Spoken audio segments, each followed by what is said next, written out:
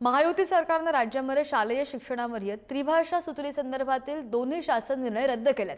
मात्र ही त्रिसूत्री धोरणाचा अभ्यास करण्यासाठी राज्य सरकारने डॉक्टर नरेंद्र जाधव यांच्या अध्यक्षतेखाली समिती नेमलेली आहे आणि या समितीला त्रिभाषा सूत्रविरोधी समितीचे प्रमुख डॉक्टर दीपक पवार यांनी विरोध केलाय। त्या अनुषंगाने डॉक्टर दीपक पवार यांनी आझाद मैदानामध्ये आंदोलन देखील सुरू केलंय।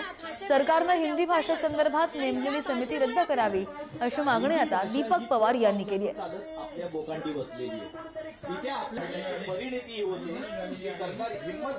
सगळ्या आंदोलनामागची आमची भूमिका अशी आहे की सरकार साम दाम दंड भेद पद्धतीने तिसऱ्या भाषेची सक्ती मराठी लोकांच्या गळी उतरवण्याचा प्रयत्न करतंय।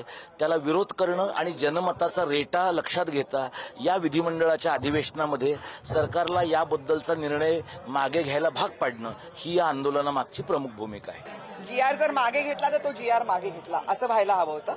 पण मला वाटतंय की निवडणुकांचा विचार करून त्यांनी बहुतेक हे पाऊल उचललं असावं आणि त्याच्यामुळे आम्हाला असं झालं की लबाडी अजून थांबली नाही तर लढाई अजून कशी थांबणार त्याच्यातलंच। पण जेव्हा आम्ही पहिल्यांदा आंदोलनाचे टप्पे आम्ही जेव्हा जाहीर केले होते त्याच वेळेला 29 तारखेचा पहिली प्रतिकात्मक होळी आणि 7 तारखेला हे धरणं आम्ही इथे आयोजित केलेलंच होतं। माझं मत हे आहे की जर GR दोन्ही रद्द केलेले आहेत सरकारने तर पुन्हा एक नवीन समिती स्थापन करायची गरज नाही।